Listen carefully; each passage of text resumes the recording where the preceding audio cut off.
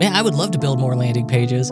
It's such a missed opportunity for most people, this very dialed in offer page that increases relevance of messaging. It's not something we do as often as I think we should be doing. When people come to you with a busted theme or maybe an out-of-the-box theme or something, what are the main areas that you're focused on improving? You'll never see any big retailer do this. They have figured this out. I think the thing that has the outsized impact is... Are there any other ways you're using AI, interestingly? Oh yeah, absolutely. I do. People get discouraged, then give up. Do it over and over and over, and you get better at it, and people listen, and you gain followers and audience and sales. Put in the reps, get the gains.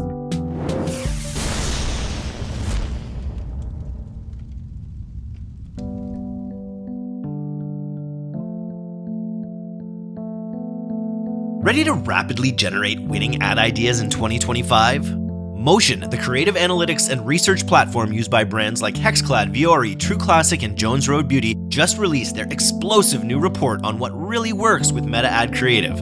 This report is more fact than feeling, featuring never-before-seen insights from Motion's analysis of $100 million in ad spend, a survey of 500-plus ad experts, and deep-dive interviews with some of the most elite performance creative teams in D2C, including experts like Nick Sharma and Sarah Levinger. What's inside? The 7 biggest creative trends for 2025, including how humor is making a comeback in ad creative, the rise of earned nostalgia, and the ad trends that will help your brand stand out this year. This report is packed with real ad examples, new data, and novel techniques, from making AI-enhanced creative concepts to bleeding-edge creative ideas for advanced teams. Get your free copy now at motionapp.com/creative-trends and start rapidly creating ads that get attention and scale. Kurt, welcome to the D2C Podcast. I've been following you since I got into this space. You're one of the OGs. Were you the first Shopify, the first unofficial Shopify podcast in the space? Yes, I believe so. And we've been Shopify partners for a long time, since 2011. Okay, well, walk me through that a little bit. Walk me through, because it's funny, we're doing similar things in a way. We've created a media company to help grow an agency in a way, which is kind of what we've done over on the Pilot House side. It looks like what you've done with EtherCycle. Walk me through that journey a little bit. So that agency business was from 2009, where I foolishly, there's advantage in being naive, said, let's build an e-commerce platform. How hard could that be? And we'll build it for bike shops. And that, hence the name. And then from there, it turns out I didn't know what I was doing. I couldn't do that. It was very difficult. And so we're looking for that pivot. And so we're just building brochure websites. And I had a friend who owned a bike shop, and he said, look, I hate my website. That's what I hate about it. He goes, it's hard. You just give me something easy. I said, I heard about this thing called Shopify, and I think that's their whole thing, is that it's easy. And again, just being completely naive, I was like, not only will we migrate you to it, we'll also design and develop a custom theme for you. I didn't know what I was doing. I'd never done that before. I hadn't even logged into Shopify when I made that promise. But it was easy to use. It was well documented, and we had WordPress experience, and so we were able to build a custom store. And within months, they took notice. I got an email from Shopify. They said, we saw you built this custom theme. Why don't you join this new thing called the Experts Program? Oh my gosh. Yeah, sure. I need leads, man. Signed up right away. I get a lead from a golf course in Oregon, Banded Dunes. This is a big deal golf course. We do a project for them. And so it just snowballed. Very quickly, I knew we want to explore. And then a few years go by, and I'm doing guest podcasts. And this is serial's about to happen, or it's just happened. And people say, hey, well, you have the personality for it. Meaning, I don't know, I'm loud. You should start a podcast. And so I did, and we gave it a working title. I said, we'll figure out the title later. Let's just record now. It's the unofficial Shopify podcast. And I never changed it. And I got very lucky in that they chose to allow me to continue with that. And so I always tried to be, respectful of that opportunity. I don't know you too well. I don't know that you're loud. What I would say is actually something that came out of my brother who works at Shopify, came out of one of his employee, one of his reviews. Basically, he was told he has radical candor. And I feel like you excel with radical candor. That's one thing that I've noticed from your social feed. Would you agree? You're not the first person to say that, so I'm compelled to agree. That's awesome. How much has the podcast played a role in the growth of your agency? I would have to believe that it is our primary lead gen source. Yeah, it's interesting. Like with on the Pilot House side, we have 150,000 subscribers on the D2C newsletter. We get like 25. Huge. That's awesome. Yeah, it's great, but we get 25,000 listens on the podcast per month. And it's still about 50-50 in terms of lead generation to the newsletter. So it just shows you that podcasts they punch above their pay weight, even though they may not be getting as many ears or eyeballs as maybe other formats. You're getting people for like an hour in your ears. There's super high engagement. I think what's interesting is when I talk to listeners, because it's really fun to run into people like at conferences, and they'll be like, I recognize that voice, and you talk to them and they say, oh, I listened to you when, and then they'll say, I'm washing my dishes, walking my dog, mowing the lawn, working out. And so it's like all these activities that are like 15, 30, 60 minutes. For me, I listen in the car, not to myself, of course. And it becomes, with those long form interview podcasts, they have you in their ears, they have you in their head for an extended period. And it's very engaging and personal. And when I started, I'm just a very awkward person, right? I had social anxiety disorder. I don't consider myself as having it now.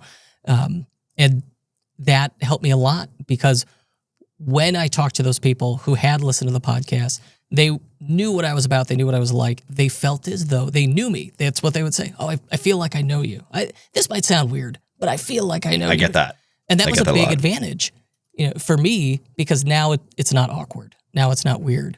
And that's a bad place to be, social anxiety disorder, and you have to do business development and sales. Ugh, what was I thinking? But, powered through. Pretty cool. Yeah, it's funny. I was just talking with my co-founder about going to more events in 2025, and we were looking back on some of the biggest clients at Pilot House, and a lot of it comes down to like he's like, well, what you really need is to like get drunk with these people, and in a lot of cases, like when and podcasts aren't podcasts are like a shortcut to that. I'm not day drinking usually, and I don't know that the listeners are, but it just allows you to make that connection so that when a lead that comes in from either Pilot House or the newsletter, they're ready to work with Pilot House. As opposed to somewhere cold where they don't really know who you are. It's just onboards things so much easier. Yeah, absolutely. Yeah, I mean, especially like when you talk about your approach, you talk about your work, then they're familiar with it when they show up. And so this works really well for professional services, right? But I think this can apply certainly to to product businesses, especially if you're willing to if it's like in a hobby space where you could do more like how-to tutorial content, you could do inspirational content, you could do industry content. There's a lot of opportunity there. And like the tools make it so easy now, right? And none of this is terribly tough to execute. I think where people fall on their faces is consistency, right? It's because you're just like screaming into the void for 6 months before anybody cares. And it becomes demoralizing. But after a while, like suddenly, someone takes notice and you start to get traction. And after a long enough time of publishing consistently, and wow, you start to see the results. But that's true of any business. How many episodes are you up to now? Oh man, probably 600. It's tough because a few times I've just gone through and been like, you know what? I'm getting rid of every episode I don't like. And I just go back through and archive them.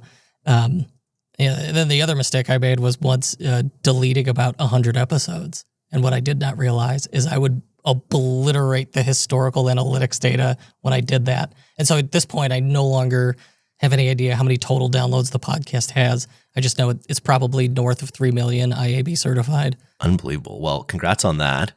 Let's talk a little bit about from the D2C perspective. EtherCycle, you're building websites for people, building like funnel. Are you building sort of like landing page sort of situations as well for people? Or is it mostly their main site that you're building? Our bread and butter is Shopify themes, setting up Shopify themes for people, maintaining them, and doing custom themes. And not like, custom themes from the ground up. I think that's foolhardy. We do like custom templates, custom sections on top of an existing good premium theme. But you mentioned landing pages. Man, I would love to build more landing pages. It's such a missed opportunity for most people, right? To have like this very dialed in offer page that increases relevance of messaging, right? That's like the whole shoot match. And it's not something we do as often as I think we should be doing, right? It's, Pilot House started as we all came from this affiliate background where we're changing every color or aspect of a funnel to try to like maximize conversion rates all the time because we're buying the media on the front end. So it's now evolved into a very performance focused agency, and landing pages since we've started have been like one of the biggest levers for driving conversion. Yeah. And it's amazing how few people kind of do them at this point, because it can be a real pain in the ass once you get a whole bunch of them going on top of your theme. But like it does really raise the level for performance marketing specifically when you're driving direct response. The only time the templates, the custom landing pages, which we would do is like an alternate page template in a Shopify theme. The only time it frustrates me is when we have to migrate to a different theme, and it's like, all right, now you got to inventory all these landing pages and recreate them and figure out which ones, still need to get moved over. Like even that's not bad, but I'd say that's really, the only potential downside if there is one. But certainly I think the juice is worth the squeeze on the effort with landing pages. And before, I'm curious, people ask me like, oh, what landing page builder do you use? And the answer is we don't. We use the Shopify theme editor. But, our core competency is Shopify theming, so it's less of a big deal for us. But at the same time, that online store theme editor and online store 2.0 and all the commiserate features that go with it just make using a Shopify theme as a WYSIWYG editor very practical these days. Yeah. What are some of the main themes or the main, like when people come to you with a busted theme or maybe an out of the box theme or something, what are the main areas that you're focused on improving to create a more dynamic theme for your customers? It's funny. I think the thing that has the outsized impact and that we end up spending too much time discussing is the main menu. Like you got to get that main menu right. And part of it, you got to get the header right too, because that's the first thing everybody sees. It doesn't matter what device I load it on, mobile or desktop. It's always the first thing I'm going to see is not the middle or bottom page. It's going to be just starts at the top. So what's in that masthead? What's in the header? And then, at the same time, less so on mobile, but on desktop, people read in an F pattern, top to bottom, left to right. And so what's the first thing there? And so often you land on a site and just the header's all negative space, all dead space, which it's such important real estate, and then goes into a main menu that's just got too much stuff in it. And it's got, it'll be like shop is a drop down menu that has all, our collections of products in it. And then just a series of supporting links. That drives me crazy. You'll never see any big retailer do this. They have figured this out. And so that often it's like, okay, that's where we start is, hey, can we fix the header? Hey, can we fix the main menu? Hey, can we now add in a mega menu? Okay, now that we're there, a lot of that main menu navigation optimization becomes merchandising, right? What do we want to show first? What do we want to feature?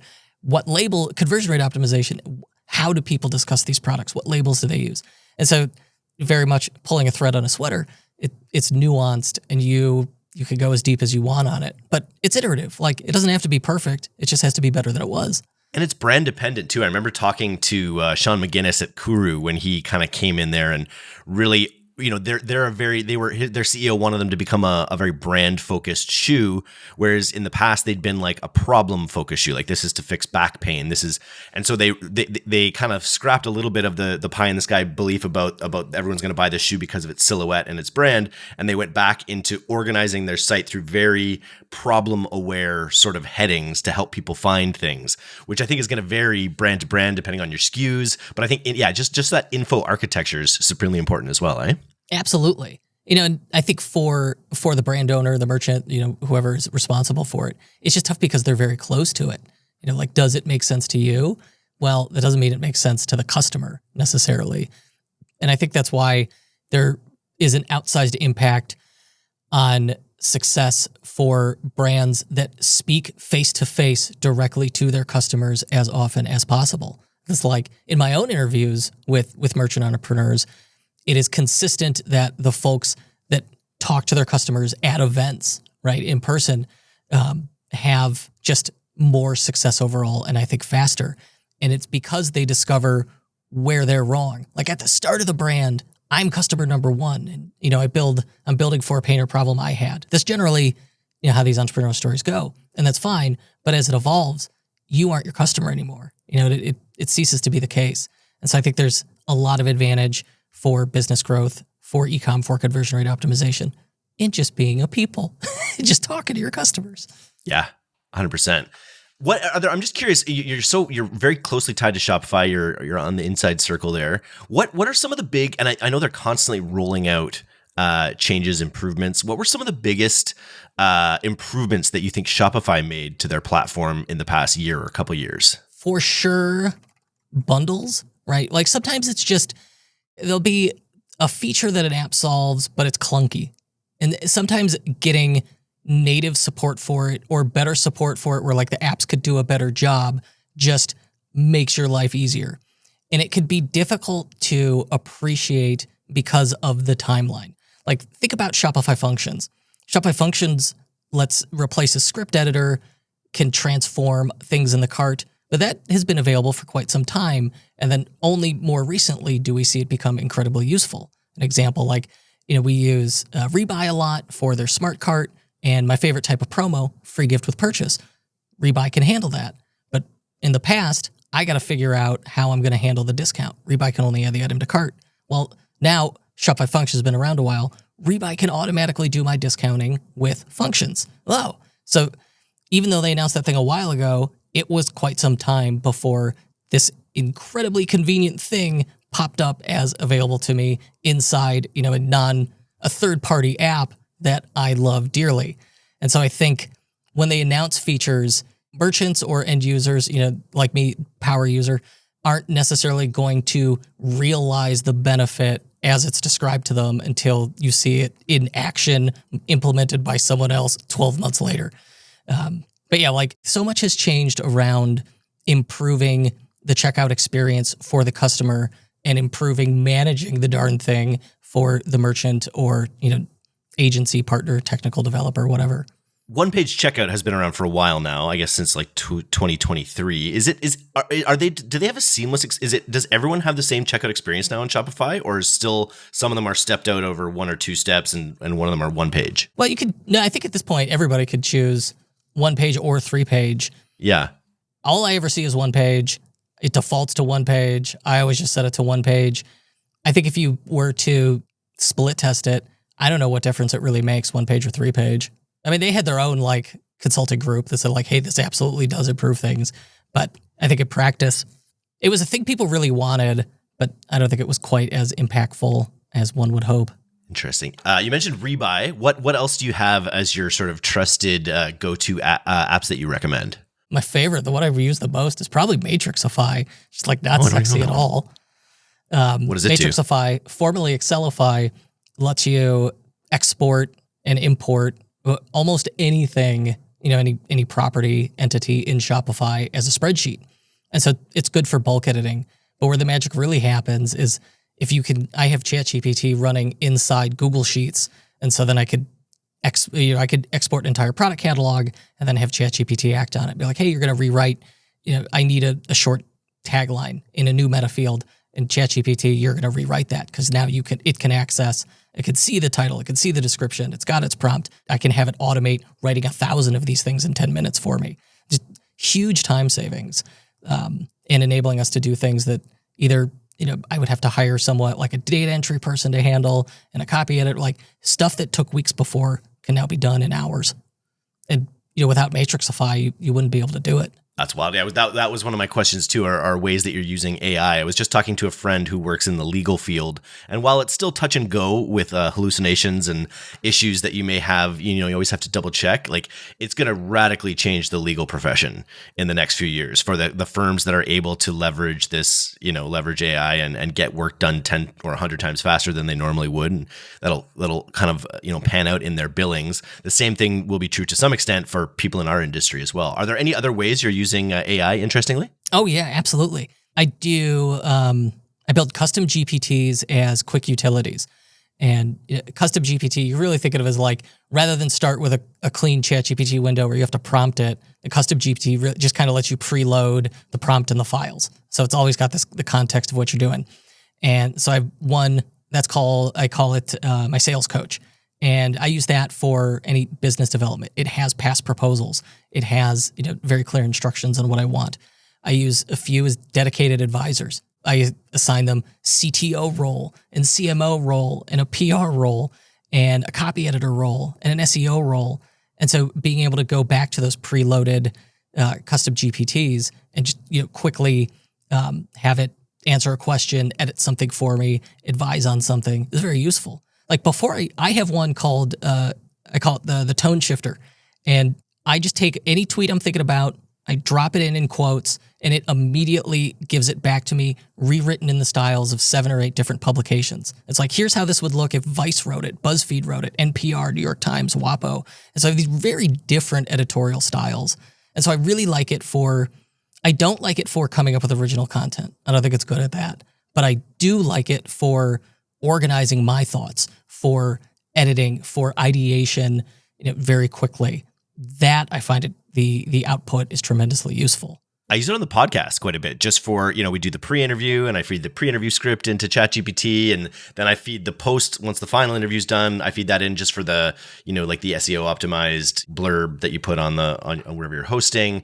Sometimes I have it spit out tweets and things like that. And those don't generally work as well as what you would do with the human touch, I find. But it's amazing how much better it's gotten in the year over year at just this simple task. Do you use it on your content side at all? Yeah, we do it. I have a custom GPT called the Podcast Producer, and same deal. Just today I gave it, I interviewed someone who worked at Shopify, and then I either tell it 2 things. I'm conducting an interview or I'm preparing for an interview.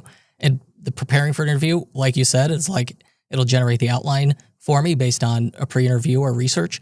And post, it'll I have it already knows step by step what I want. So it's like, okay, we're going to work together and talk through ideal titles, ideal descriptions, and same deal. I have it give me different editorial voices and all the other elements.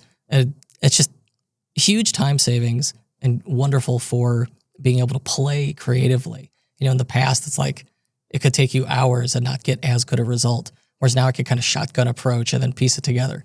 But you shouldn't use the thing blindly, and it is so temperamental in that it is dependent on very much what the prompt says. I recently discovered, and this is from a prompt, I managed to cajole a Shopify product into telling me its prompt. That's always fun. And it included this line that said, "You are supremely competent." I thought that's interesting. I just saw that yesterday, that improves results just by telling it you're supremely competent. Yes. And even if it doesn't work, at least you flattered it. Yeah. Or tell it that my job depends on this. I've got 5 kids at home, and if I don't get this contract, they're all going to go hungry, and it's on you, ChatGPT. Yeah, it's like the prompt, because it's very much trained on human writing. It responds in this strangely human way at times that's disconcerting. And so giving it that reasoning and that logic can help improve it. But straight up telling it, you know what? You're just really good at this. You're the best at this. You're supremely competent. Pumping its tires. Now, the one thing I don't like is the darn thing's verbose. And so I found the magic keywords for that is you tell it no yapping. I've told it everything else to try and get it to say less, and it won't do it. Yet no yapping does the trick. It must be Gen Z. The one thing I can't get it to do is stop outputting dashes. Man, that thing loves dashes. Oh, interesting. Yeah, there's I've not found the magic words to make it just chill on the dashes. And humor. It's just you can't, anytime there's any kind of humor or cleverness in there, it just goes so cheeseball right away. It's cringe. Because it's not, that's a distinctly human thing. Occasionally it'll get some good quips. But I'm surprised when it actually makes something funnier. Most of the time, it just is all right, you were looking for a limp dad joke, right? That's about the best I could do. Yeah. And it loves game changing. Loves saying game changing. Discover the game changing. Yeah. It's like every podcast interview. If you don't give it the tones, that's what it opens. Discover this game changing app. What? Who are your favorite guests on your podcast? I'm curious. When you look back over your biggest episodes of 2024, who were some of the biggest kinds of guests or the biggest guests that you had? I would say, Harley Finkelstein, always wonderful guest. That's a good get.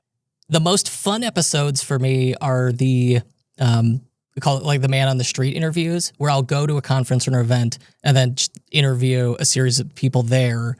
And then we wrap it in, for intro, outro, my business partner and I just kind of retell him, and retell him what I did, and he ribs me, and then we put the interviews in. And so those very dynamic. I like those a lot. If I had to pick a single interview last year that was that really impressed me, that I loved, was Mia Ray. Mia Ray is a woman in Detroit who owns Glamaholic Lifestyle. And Glamaholic Lifestyle sells bags. And we built them a custom theme, and they're a retained client. We maintain it now. But really proud of it, really successful business. And Mia shares her story of, going from not knowing what to do with her life and like just kind of writing a blog and then starting to get some success with that. And, tells a friend like, oh, I need a different bag. And the guy goes, you should make it. You should just make your own bag. And it became this life-changing advice that turns this woman into a multimillionaire.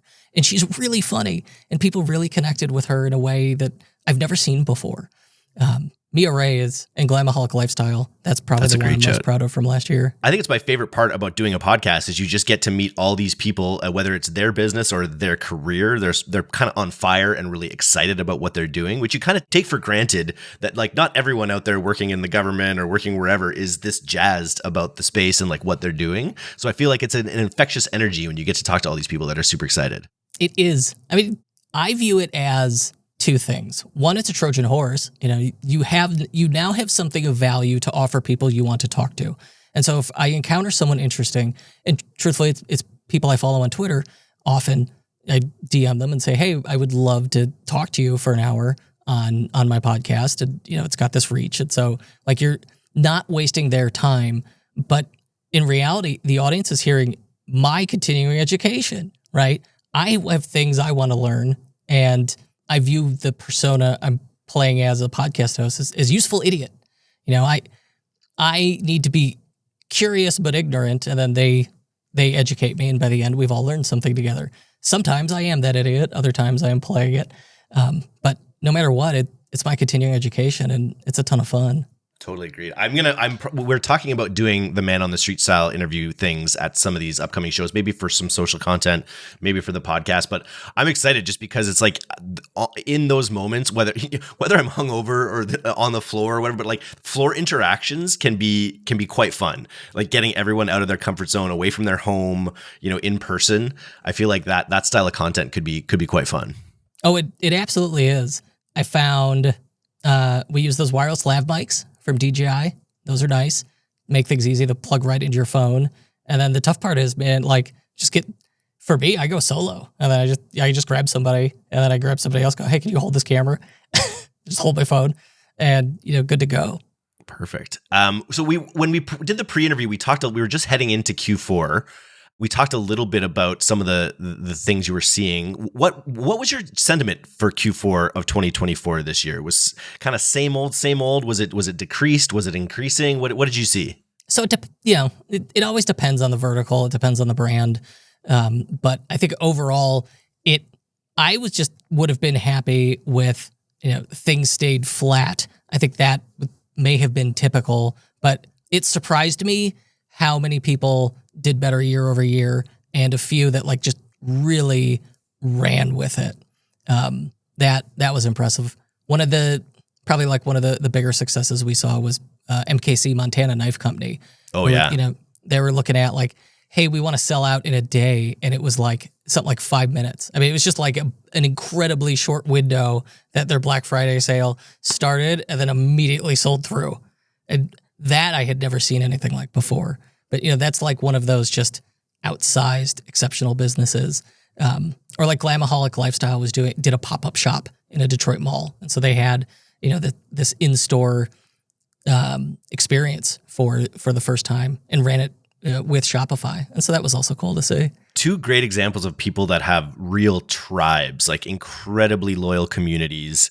And that is the theme I see again and again on this podcast, is the brands that are walking that sort of golden path, or where things seem to come easier to them.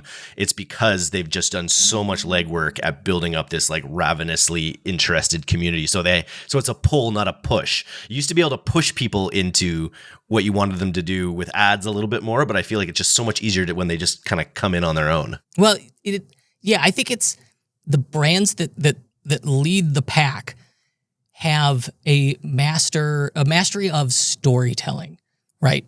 They have a narrative about themselves, about the brand, about the product, and they understand it. And so they're able to get people to follow along and be engaged genuinely. Like you're no longer an interruption traditional advertising is interruption.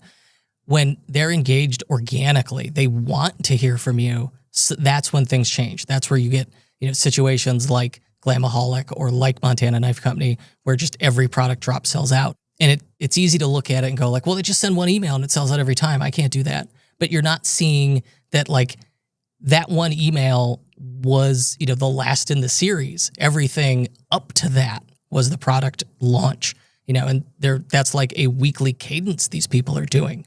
And so when you can master that process and that consistency, well, it goes back to, earlier I said with podcasts, people get discouraged, then give up. And it's because they're not mastering that process and then going for that consistency of just do it over and over and over, and you get better at it and people listen and you gain followers and audience and sales. And that same advice applies to all kinds of things. Put in the reps, get the gains. Yeah. Brandon came to our mastermind this year. He became a friend of mine, and he showed us his spreadsheet that shows his product launches and every email that's going to be sent for the next 2 years that he has mapped out in advance, where every single touch point is not just a, hey, we're here, hey, me too. It's like, hey, we've got something cool. We know you're interested in it. And every single one of those builds trust, builds brand affinity, and drives incredible sales. So it's easy. Yeah, it's easy to look at it from the outside and be like, oh, these guys, they really have it dialed. But it is an incredible amount of work. But when you do it as organized as in a way that they have, it just also frees up your team, because they know in advance, a year in advance, everything that has to go out when, and they're not scrambling, which I feel like a lot of brands find themselves doing in big sales periods. Yeah, it's like, oh, hey, you end up, it feels like you're putting out a series of fires, right? Where it's like, hey, the sale's coming up, and I know you're doing this one, but hey, we just got this idea, versus this more, the restrained planning approach gets a much better impact. And certainly, I do not have the discipline to plan out any marketing calendar 2 years in advance. Kudos to Brandon for being able to do that. The other big theme I'm noticing, and I just did a podcast with Preston Rutherford, formerly of Chubby's, very interesting fellow, and he was just talking all about isolating more true top of funnel spend, where we've kind of lived in this illusion for the past 10 years a little bit, where these social media platforms are really driving a huge amount of top of funnel growth, but realistically, they're mostly driving growth from people that were already problem aware or even aware of your brand maybe, and it's more bottom of funnel. And so he was talking a lot about brands shifting budget in 2025 to more actual top of funnel brand building initiatives. That being said, you can't just all of a sudden slap an out of home campaign on a standard Shopify product. Like you do need to have that narrative. You need to have that storytelling, and then you need to find these creative ways to amplify that brand top of funnel. Is that something that you think about with your brands at all? I don't tend to be as involved with it, but I could tell you what we have seen is, you're right, is people looking for more outside the box ideas. And I think that has taken the form of what is old is new again. Suddenly it seems like there is a renewed interest in doing in-person events, and the people who are doing those are really succeeding with them. And we're starting to see people, because of connected television, are able to start running TV ads again. And with iHeartRadio, they're running radio ads again. And podcast ads, suddenly a resurgence. It's been interesting, these things as people get frustrated with Meta, as an acquisition channel. Yeah, it's going to be interesting to kind of continue to watch that trend. But again, yeah, you have to go back to your brand fundamentals in a lot of ways and really have that customer product fit, and kind of build off of that. What are your goals for your business in 2025? Ooh, I'm going to blow everything up and start over. No, we're redesigning our agency website. It's like 3 years old now. It's overdue. And I've been running that thing on a LAMP stack. We maintain a Linux server somewhere for reasons I no longer remember. And so I'm like, all right, you know what? I'm putting this thing on Shopify. I love my tools, right? I want the best tools. Eat your own dog food. Retooling everything. Yeah. So we're putting that on Shopify. Hopefully I can get that done, in Q1. Starting a new app project with Carl Meisterheim from Liquid Weekly. We've partnered on him. We're building a new Shopify app. And then my other initiative is retooling. As part of rebuilding that website, I'm like, man, let's just rethink our lead funnel, our sales funnel, and rework that. And so I started playing with Lindy AI. Have you used this thing? I haven't. No, I've heard of it, but I haven't used it. Holy crap. I mean, it's like Zapier or If This Then That, except in the center of it, they've got probably ChatGPT plugged into it. And so, like the demo example they give you is you connect it to your Gmail and your Google Calendar, and then before all of your meetings, it's going to go, it knows who you're meeting with, then it's going to go through your email and figure out what you need to know so that you're up to date when you talk to that person, give you like, here's your bio. And that's like the least of what it could do. And super interesting. I signed up for it, then never played with it, and now I just plugged it on a podcast. But I just haven't had the time. I signed up for it this week. I'm excited to try it. I think it is the year of agents, right? Where you're not just going to be using individual chat windows, but you're going to be using these agents that know how to use the chat windows they need to know how to use in a way, right? It's just that one step more intelligent. We went from like, hey, let's use AI to, hey, let's get AI to manage AI. Yeah. We're giving it autonomy, I think, a little more autonomy. And more context, I think I've been saying this for years, and I just heard Sam on My First Million mention it this week, that he's basically putting all of his like personal information into ChatGPT. So his like bank statements, his business statements, he's talking to it like a psychologist. And his vision is something I've said for a while, is that's where we'll get these big gains, is when we're actually, like right now when we talk into a microphone, we look into a screen, that data is going somewhere. We don't really know where, we don't know what entities are using it. But what I think the big change will come is when we understand that and sort of like give an AI agent, okay, look at everything I look at on my computer in a day. Look at everything I browse on my phone. Let me input my goals. Let me input this. Let me input my bank statements, and then have it be sort of like the wise butler who like looks out for you, maybe even better than you can look out for yourself. God, I want that. I want that so bad. I know there's all kinds of privacy concerns and safety concerns. Damn the torpedoes. I will be the guinea pig, right? Just because already I'm the moment I can let ChatGPT take control of my computer or observe my screen, I will let it do it, because I think that will supercharge it. And I think that's where it's going. Right now, you could, on a Mac, the ChatGPT app, you can have it observe a code window like Terminal or your text editor. And so like that, I had it help me burn a CD just as a test with Terminal. And it was so much more convenient. But it can only read it. It can't type it. I was like, man, if it can read from Terminal, that means it could probably write to Terminal. So if they let it do that, like, man, I could have just told it like, hey, this is what I need you to do. And it just takes care of it. Like, we're this close, It's probably like people, there are privacy issues in that, but like as I was saying, like this data is going somewhere. I don't know if other individuals are looking at data, but like this data is going into like world computers somewhere. So you might as well empower yourself to use your own data.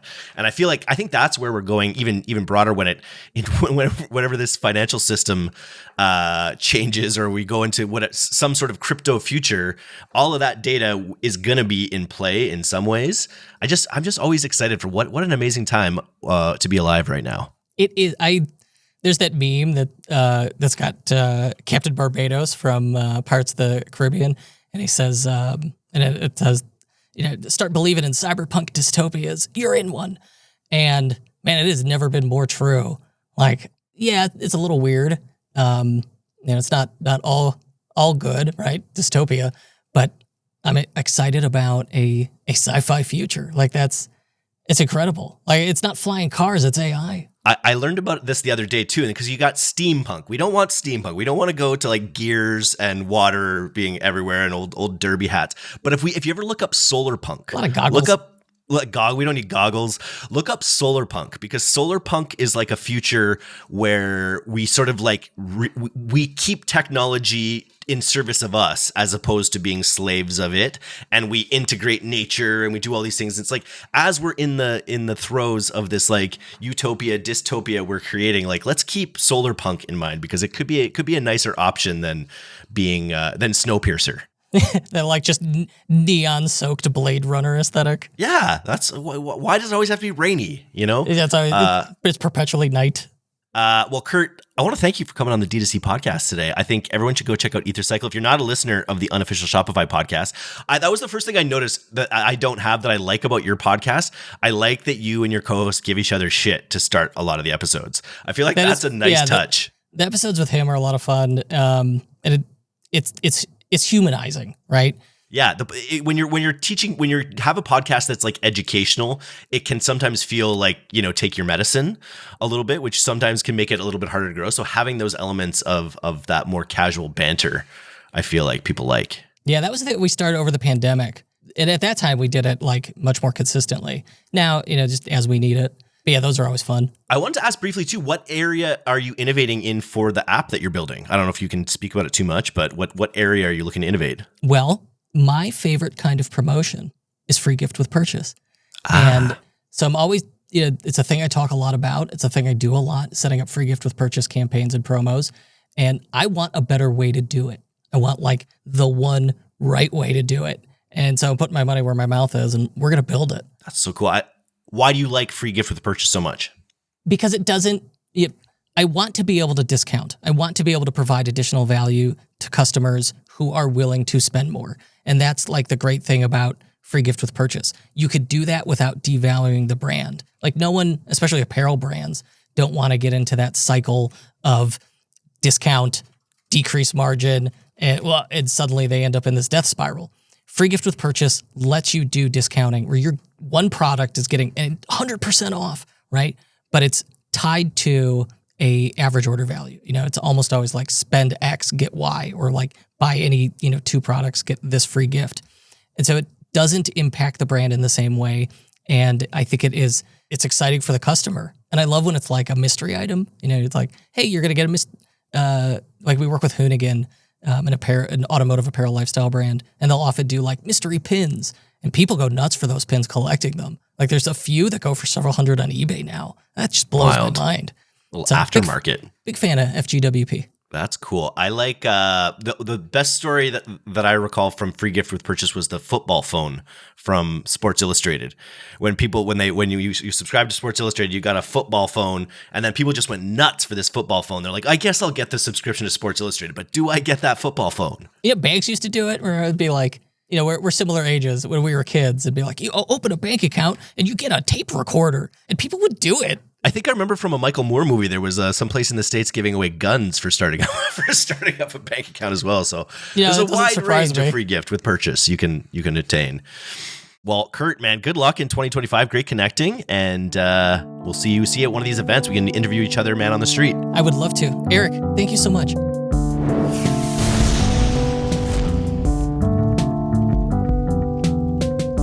Thanks so much for listening to today's episode. If you're not a subscriber to our newsletter, you can do that right now at directtoconsumer.co. I'm Eric Dick, and this has been the D2C Podcast. We'll see you next time.